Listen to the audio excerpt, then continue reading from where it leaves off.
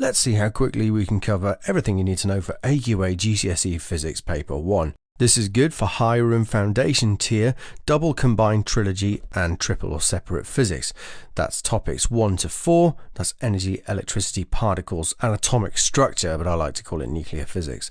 I'll tell you when something is just for triple, but not when something's just for higher tier, because to be honest, there's not a lot of difference at all.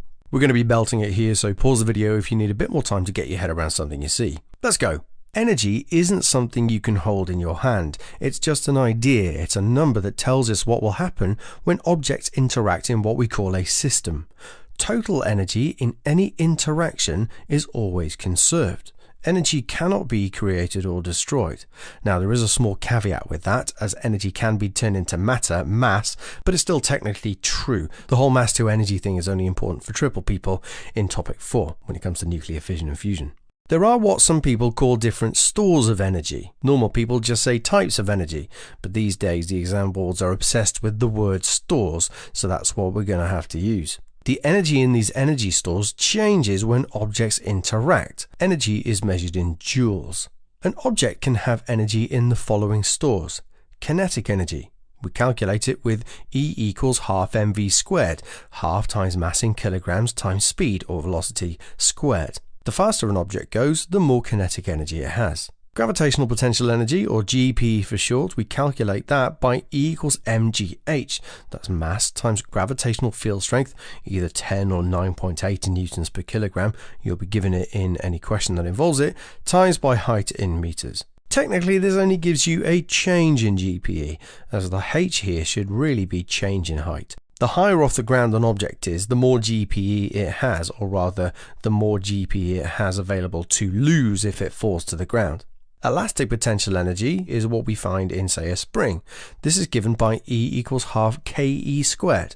That's half times the spring constant in newtons per meter, sometimes called stiffness, times extension in meters squared. That's how much further the spring has stretched from its original length. Thermal energy, or change in thermal energy, is calculated with the SHC equation. Energy equals mass times SHC times temperature change in degrees Celsius. In simple form, that's E equals mc delta T. That delta or triangle just means change in. That's change in temperature here. SHC is short for specific heat capacity. This tells you how much energy is needed to raise 1 kilogram of a substance by 1 degree Celsius. It's different for every material out there. Remember that an increase in thermal energy results in particles moving faster, so this is essentially a way of measuring the kinetic energy gained by particles in a substance. More on this in the particles topic. We don't really talk about sound or vibrational energy, as this is just particles moving, so in reality it's kinetic again. Chemical potential energy, say in food or fuels, there's no equation for that, and that's more chemistry's remit, but you might have to mention at some point that these two things do have a store of chemical potential energy. In order for anything to happen in a system, energy must be transferred from one object to another or one store to another store. In a closed system, no energy is lost to the surroundings, no energy in from the surroundings either, which allows us to equate two lots of energy. That just means saying that two lots of energy are the same. For example, a roller coaster car teetering at the top of a ride just has GPE, gravitational potential energy, basically zero kinetic energy. As it starts to roll down, GPE is turned into Ke. Okay, I should probably say that its GPE store is decreasing while its Ke store is increasing instead. But all that really matters is that at the bottom, it's lost that GPE using this height here. So we can say GPE lost equals Ke gained. GPE equals Ke. So if it had this many joules of GPE at the top, it must have the same number of joules of Ke at the bottom. We can then rearrange the Ke equation to find its speed. For example, I always recommend rearranging equations using symbols, not words. So here I want to make v the subject, leave it by itself. So to move something from one side of an equation to the other, we just do the opposite with it. To get rid of the half, we double the other side. Then to get rid of the mass from the right hand side, well, we're multiplying by it on the right, so we just divide by it on the left. Finally, to get rid of the square on the v, we square root the other side. So speed v is equal to 2 times the kinetic energy divided by the mass, all square rooted. Then just pop in your numbers, punch it into your calculator, and boom, you got your answer. You could also equate elastic potential energy and kinetic energy, say if a toy car is pulled back on a spring and let go. There is a shortcut with the whole GPE to KE scenario, by the way. If we just equate the two equations, you'll notice that mass m is on both sides, so they actually cancel out. So rearranging this, we find that v is equal to the square root of 2gh. So really, we only need to know the height from which something falls in order to know its speed at the bottom. If you have to rearrange the GPE equation, just remember that the two things you have to move from the right-hand side have to go on the bottom of the left-hand side, multiplied together in brackets. You could get a situation where, for example, the roller coaster has more GPE at the top than KE at the bottom. Where's the rest of the energy gone, you might ask? Well, it must have been lost to the surroundings, so that means it cannot be a closed system. This could be due to work done against air resistance or friction. Work is just another word for energy used, by the way. This really does belong in the particles topic, but for some reason it's here, so we're going to cover it now. It's the specific heat capacity practical. We can find the specific heat capacity of a material by heating it up and measuring the change in its temperature. For example, we can use an electric heater that slots into cylinders made of different metals. We turn the heater on, use a voltmeter to measure the PD and ammeter to measure the current, and we multiply these to get power. More on this later, by the way. We use a balance to measure the mass of the block, and we use a timer and a thermometer to measure how much the temperature of the block has increased by in a certain time, say 60 seconds. We take the power and we multiply it by the time to get the energy that's gone into the block, and then we pop these numbers into our rearranged SHC equation. The issue is that while heating, some energy will be transferred to the surroundings, which means that the temperature change that we measure will be less than what it should be. So invariably, our final value for the SHC will be higher than the true value. Power is just the rate of energy transferred. Any rate is a change in something divided by time. Here's the equation. P equals E divided by T. The unit for power is W for watts, but this is just the same as joules per second. So my laptop has a 200 watt power supply, which just means that it uses 200 joules of energy every second. To find out how much energy it uses in a minute, we just rearrange this equation so E is equal to P times T. This is how you'll see it in your formula sheet, by the way. Efficiency is a measure of how much energy going into a system is used usefully. It's just a ratio or a fraction. So we calculate it by doing the bit divided by the lot. So in this case, it's the useful energy out divided by the total energy in. It also works with power too. Let's say that my power supply only supplies 120 watts of useful power to the laptop, even though it uses 200. So its efficiency is 120 divided by 200, which is 0.6 as a decimal. Multiply that by 100 to turn it into a percentage, and that means that it's 60% efficient. You could be asked to give efficiency as a decimal or a percentage. That means that 40% of the power or energy in is wasted. This is usually as heat lost to the surroundings as per usual. If houses or other buildings don't have sufficient insulation, a lot of heat can be lost through walls, windows, doors, and the roof, etc. Just for triple real quick, we can do a practical on this by wrapping up cans with different insulating materials or different thicknesses of the same material, pouring in hot water from a kettle and measuring the temperature after a certain amount of time. The higher the temperature is at the end, the better the insulation. Energy sources are not the same as energy stores. Rather, energy sources are where we harness energy from in the world around us. Finite or non-renewable sources include fossil fuels like coal, oil and gas, all burned to create heat, for example in electrical power stations. Finite means that once used up, no more can be obtained. Nuclear fuel like uranium is also finite, although would not run out for a very long time. Renewable sources include wind power, hydroelectric power stations. Both of these are used to turn generators to generate electricity. Solar panels convert light energy into electricity directly. Geothermal power stations involve water being pumped deep underground to be heated. And biofuel is the term for any biological matter that's burned to produce energy. Electricity is one of those topics that people find confusing, so let's try and demystify it, shall we? Electricity is the flow of charge or charges, like electrons. They carry energy from a source of energy to a component, where the energy is released as another type of energy. Here's a simple circuit. We have a cell here. This is the symbol for that. This is the symbol for a battery. That's just several cells connected in line. We draw straight lines for the wires, which in this case are going to a lamp, a light bulb, and that lights up. Of course, you have to have complete loops of components and wires in order for these charges to flow. By the way, you're going to see me mix up cells and batteries in this video because they're just the same thing really, and they do the same job. Leave an angry comment below if you're really that mad about it. So what's going on here in this circuit then? The battery has a store of chemical potential energy.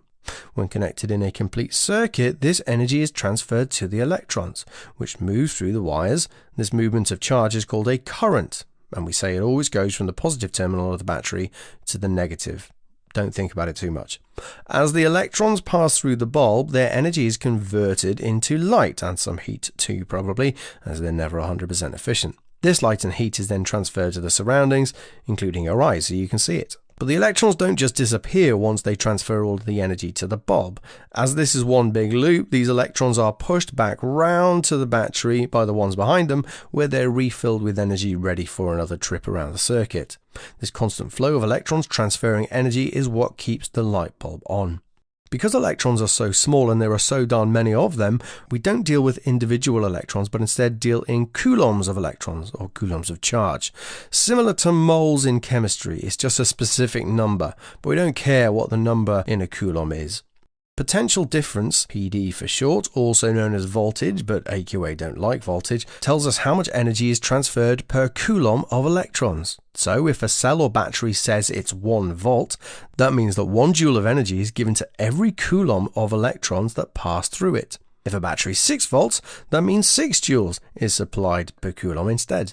We measure PD with a voltmeter. Voltmeters always get added last to a circuit, as they're always connected in parallel to the component you want to measure the voltage of.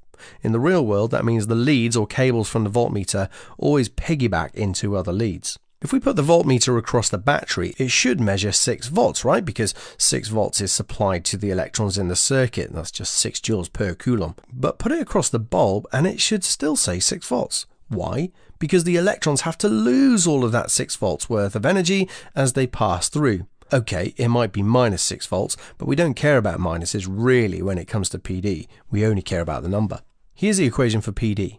PD in volts is equal to energy in joules divided by charge in coulombs. In simple form, V is equal to E over or divided by Q. Q is the symbol for charge, but it's measured in C in coulombs. You'll see the rearranged version, E equals QV, on your formula sheet. Current, on the other hand, tells us what the rate of flow of charge is, essentially how fast is charge flowing through a circuit or a component. Like any equation for a rate, as per usual, it's something divided by time. So here, it's current in amps equals charge in coulombs divided by time in seconds, or I equals Q divided by T. Yes, we use capital I as the symbol for current, not C. Blame the French for that, as they called current intensité du courant. It does mean, though, that we don't get confused between current and coulombs, though, so we stick with it. You're going to see the rearranged version of this equation on your formula sheet. Q equals IT. That's I times T. We measure current with an ammeter. Note that it's not amp meter. Unlike a voltmeter, it must go in series. That means in line with the component we want to measure the current for. Components in a circuit have resistance, that is, they resist the flow of charge or current through them. But that's not a bad thing. This has to happen in order for them to work. A bulb has resistance, which causes energy to be transferred and light to be emitted. A resistor, of course, has resistance too, but it just produces heat when current flows through it. If we make a circuit with a resistor and change the PD available to it, what we find is that an increasing PD results in a greater current flowing. In fact, doubling one doubles the other, so we can say that PD and current, or V and I, are directly proportional. Drawing a graph of these two makes a straight line, and if we turn the battery round, we can get negative values for both too, but still a straight line through the origin. This straight line, a constant gradient, shows that a resistor has constant resistance. We say it's ohmic. The steeper the gradient of this line, the lower the resistance of the resistor, as more current is flowing per volt. The equation for resistance is Ohm's law. V equals IR. That's PD in volts equals current in amps times resistance in ohms. That's the unit for resistance. We can get the resistance of a component from an IV graph like this by just picking a point on the line and rearranging Ohm's law. So R is equal to V over I. For a resistor, you'll end up with the same answer no matter what point you pick. If you repeat the same experiment for a bulb in place of the resistor, however, you'll end up with a curved graph like this. This shows that the resistance is changing, the resistance of the metal filament in the bulb. In fact, you'll find that any metal has a changing resistance if you increase the PD and current. They're non-ohmic. At higher PDs, the current increases less and less, so that means they can't be proportional. This shows that the resistance of the metal is increasing with a higher PD and higher current. The change in gradient shows us that this is true, but we still just take a point on the line and use Ohm's law if we want to find the resistance. It's just that it does matter where you pick that point in this case. So why does resistance change for a metal? Well, it's because metals consist of a lattice or grid of ions surrounded by a sea of delocalized electrons. That just means they're free to move. Or rather, they're fairly free to move because they do collide with the ions as they flow. That's why the metal heats up when you pass a current through it. The higher the current, the more frequent these collisions are, and this makes the ions vibrate more and more, which in turn makes it harder for the electrons to flow. The resistance has increased. Now, as an aside, AQA have royally messed up lately in their exams, whereby they've asked the question, what would happen to a resistor if the temperature increased? To which the mark scheme says that its resistance would increase. It would act like a metal. They are wrong. Resistors are specially made from specific materials such that their resistance stays constant even if the temperature changes. If that wasn't the case, we wouldn't get this straight line for a resistor, and we might as well just use metals instead. Silly AQA. Now, there is another component called a diode. It will give you this graph. The circuit symbol might give you a clue as to why this is. A diode only lets current flow through in one direction. We say that in one direction the resistance is very high and it's very low in the other, which is why the current increases suddenly at around 1 volt. An LED is a light emitting diode. Similar symbol, just with a couple of extra bits. These are what most lights in electronics are these days, rather than filament lamps. They act in the same way as a diode, so they give you the same graph, but they just happen to emit light as well. We can do another practical on resistance by measuring V and I for a length of metal wire connected to a circuit with crocodile clips to calculate resistance of the wire using Ohm's law. Then we can move one clip further up the wire to see how the length of this wire affects resistance. You should end up with a straight line through the origin, showing that resistance and length of wire are directly proportional. Series and parallel circuits. This is where things get a bit tricky. Remembering what happens to current PD and resistance when we have components in series or in parallel. Here's the simplest series circuit we can make really, just two resistors in line with the battery. What you need to remember is that for components in series, total PD is shared between them, current is the same for all of them, and the total resistance is just the sum of all resistances. That just means add it up. Let's deal with that first point. If these resistors are the same, let's say 10 ohms each, then that 6 volts total PD from the battery must be shared between them. So if we put a voltmeter across each of these, they'd both read 3 volts. It wouldn't matter what resistance these resistors are. They could be 1,000,000 ohms each. If they're the same, then that total PD is shared equally. By the time the electrons leave the second resistor, they have to have lost all 6 volts worth of energy, ready to go back to the battery to be refilled. By the way, we can also call this setup a potential divider circuit, as the total potential, total PD, is being shared. If the resistors don't have the same resistance, then we can use the second point to help us, that is, the current is the same for both. Let's say the first resistor is 20 ohms, using 4 volts of the total 6 volts available. We know 2 things out of V, I and R, so let's use Ohm's law to find out the third for it, current in this case, I. Rearranging Ohm's law, we get I is equal to V over R, so that's 4 divided by 20, 0.2 amps. Same for the second resistor too. Is there also a second thing we know about the other resistor? Why, yes, there is. Remembering the first rule up here, we know that if the first resistor is using 4 volts of the total 6 volts available, well, then the other resistor must be using up 2 volts. We could then use Ohm's law again to find its resistance, 10 ohms. The rule of thumb is this. The greater the resistance, the greater the share of the total PD it gets. We can also use Ohm's law for a whole circuit. We just need to make sure that we're dealing with the total PD, total current, and total resistance. The rules for parallel circuits are the opposite. The PD is the same for every branch, current is shared between each branch, and the more resistors you add in parallel, the lower the total resistance. This, by the way, is because you're giving the current more routes to move through the circuit, which means more current can flow. So if these two resistors are connected to the 6 volt battery in parallel, you know straight away that the PD for both has to be 6 volts. Voltage isn't shared in parallel circuits. If, however, we say 0.5 amps total current is flowing through the battery and 0.2 amps of that is flowing through the top resistor, that must mean that there's 0.3 amps flowing through the bottom resistor. If you're not in a rush, why not pause the video and see if you can calculate these two resistances. By the way, if you want a little bit more help on this, then have a look at my video, How to Answer Any Electricity Question. It's not only metals that can change resistance. We can have a thermistor, and you have a circuit that responds to changes in temperature.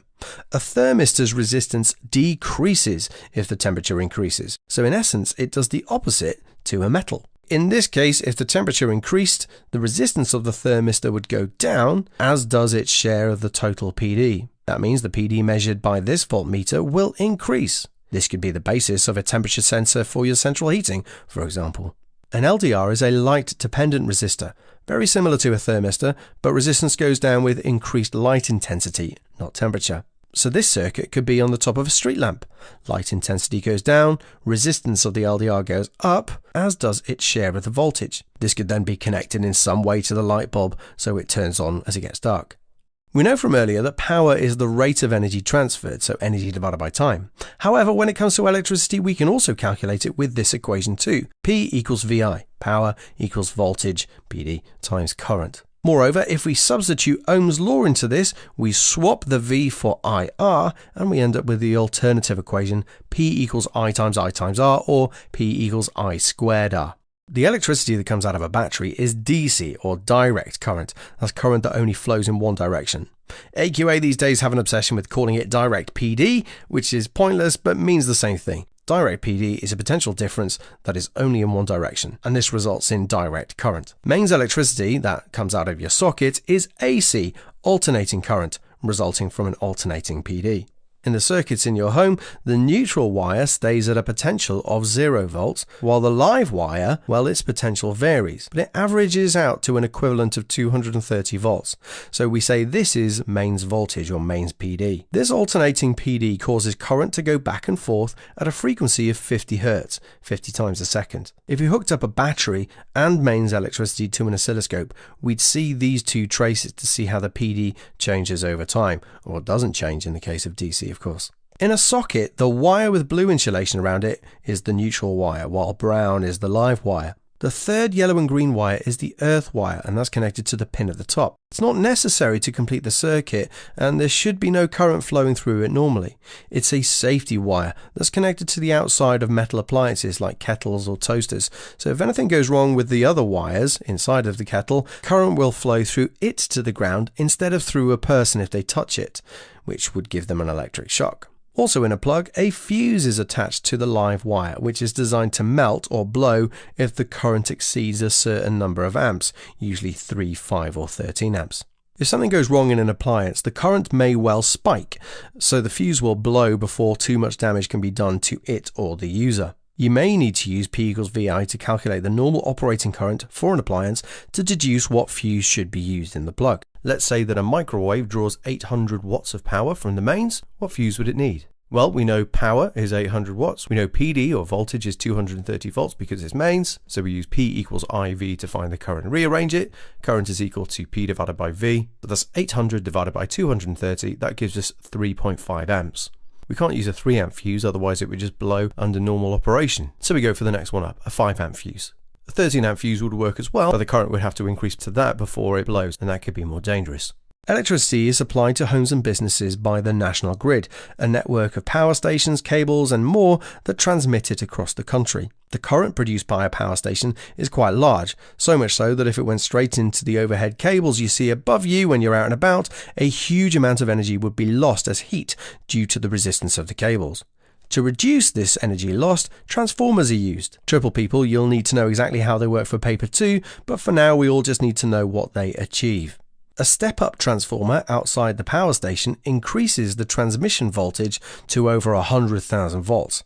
As P equals VI and power stays roughly the same in this process, if PD goes up, current must decrease as a result. This decrease in current means less energy and power is lost due to heating, and we can see this from the other power equation, P equals I squared R. Lower the I, lower the P lost. Of course, having such a high voltage going into homes would be dangerous and unnecessary, so we have a step-down transformer nearby to reduce it down back to a more safe 230 volts. Particles next, or the particle model of matter. Density tells you how compact mass is for a material or object. For example, a cup of iron has a much higher mass than a cup of cream, showing that iron has a higher density. But we don't measure density in kilograms per cup, but kilograms per meter cubed. So the equation is this: density is equal to mass divided by volume. The symbol we use for density is the Greek letter rho. It's just a P without the ear on it. Density is dependent on what particles make up the object and also how tightly packed together they are. We know water vapor is less dense than liquid water because even though both made from water molecules, they're more spread out when a gas, so there are fewer of them in every meter cubed.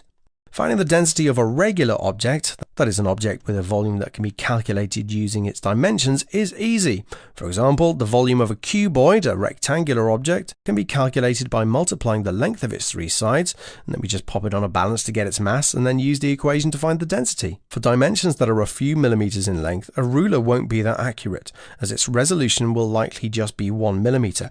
So you could use vernier calipers instead. They usually have a resolution of 0.1 millimeters, a tenth of a millimeter. Objects that are very, very thin, like wires, need a micrometer instead. They usually have a resolution of 0.01 millimeters, or a hundredth of a millimeter.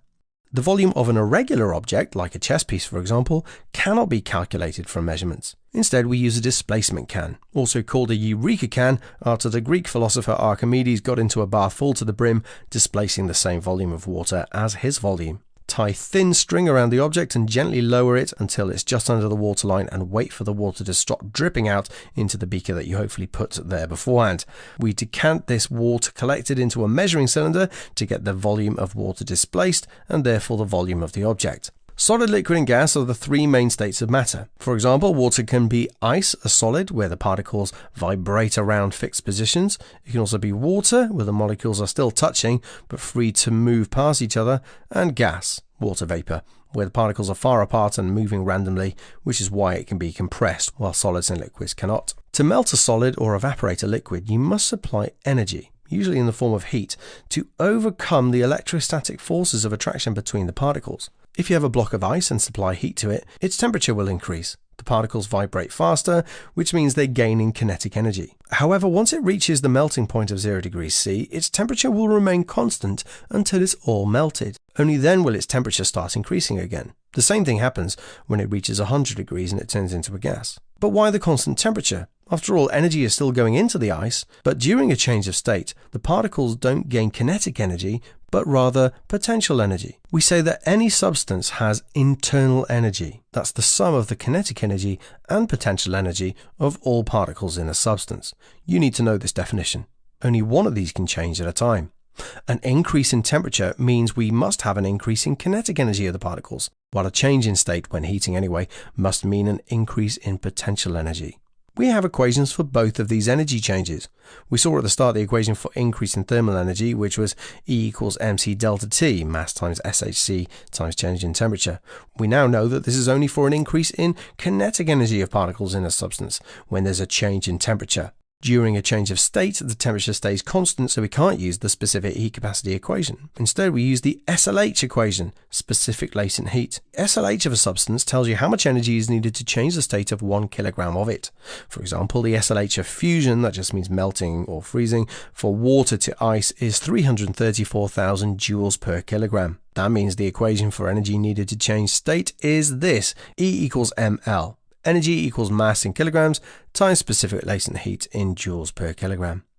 We know gases consist of particles that are far apart, moving fast and randomly. If you heat the gas, the particles gain kinetic energy and they move faster. This means that they collide with the walls of the container the gas is in with a greater force and more frequently, which results in an increased pressure, pushing outwards. Just for triple, you also need to know that you can also increase the pressure by compressing a gas. To do this, you need to exert a force inwards on the gas.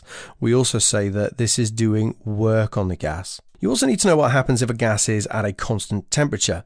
In this case, pressure times volume is equal to a constant. That means that if P or V goes up, the other one goes down. That means P and V are inversely proportional. One doubles, the other one halves. We can therefore say that P1V1, that's the pressure and volume before the change, is equal to P2V2 afterwards. We know volume is measured in meters cubed, but pressure is measured in newtons per meter squared. But we also call this pascals, PA for short.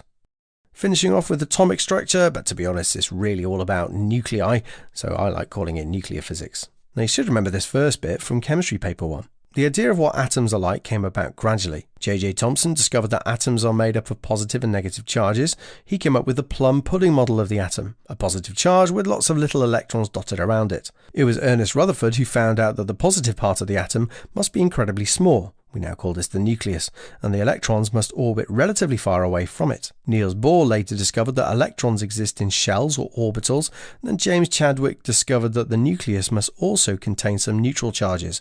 He called them neutrons, while the positive charges are called protons. Different types of atoms are represented by symbols, which we also find in the periodic table. The bottom number is the atomic number. That's the number of protons in the nucleus. This is what determines what element you actually have. The top number is the mass number. This tells you how many protons and neutrons are in the nucleus.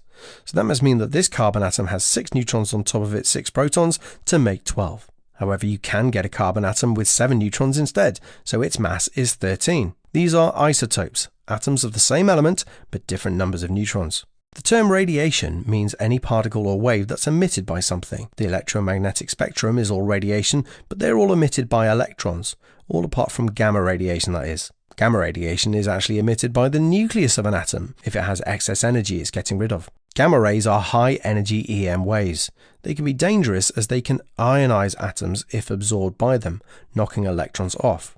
This can cause damage to the cells in your body and also cause cancer. But there are 2 other types of radiation nuclei can emit too.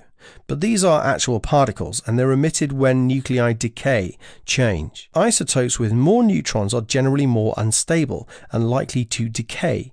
Heavier nuclei, like americium-241, decay by what we call alpha decay. To become more stable, the nucleus will emit a bundle of 2 protons and 2 neutrons, what we can just call an alpha particle. This is alpha radiation. This is what the nuclear decay equation would look like for this. To show that the nucleus has decayed into 2 parts, the alpha particle, which must have an atomic number of 2 and a mass of 4, and the daughter nucleus. That's just the nucleus left over, which of course is no longer going to be americium, as it's lost protons to go from an atomic number of 95 to 93. Turns out that's neptunium. But you'll never have to remember these. You just need to worry about the numbers. It's just maths. 95 goes to 93 plus 2. And the mass is similar. 241 goes to 2, 3, 7 and 4. There is actually a nucleus that has the numbers 2 and 4. It's a helium nucleus. You do need to know that, but AQA also say that you should write He instead of an alpha symbol in a decay equation. I much prefer saying alpha, but you should get the mark either way.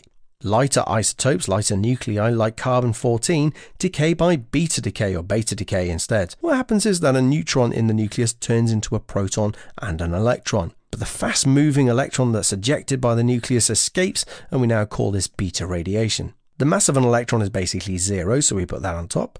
It has the opposite charge to a proton, so we say it has an atomic number of -1.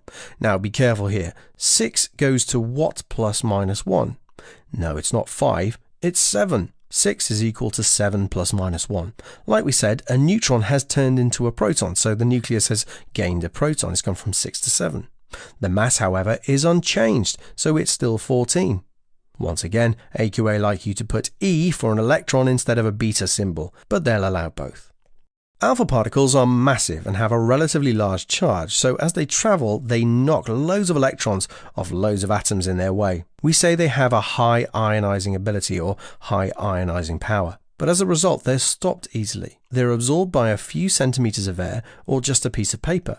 If you have a Geiger-Müller tube, a GM tube, touching a source of alpha radiation, like americium, it will detect the alpha radiation emitted. Move it a bit further away or stick a piece of paper between and the radiation counts per second will fall to 0, or near 0 anyway.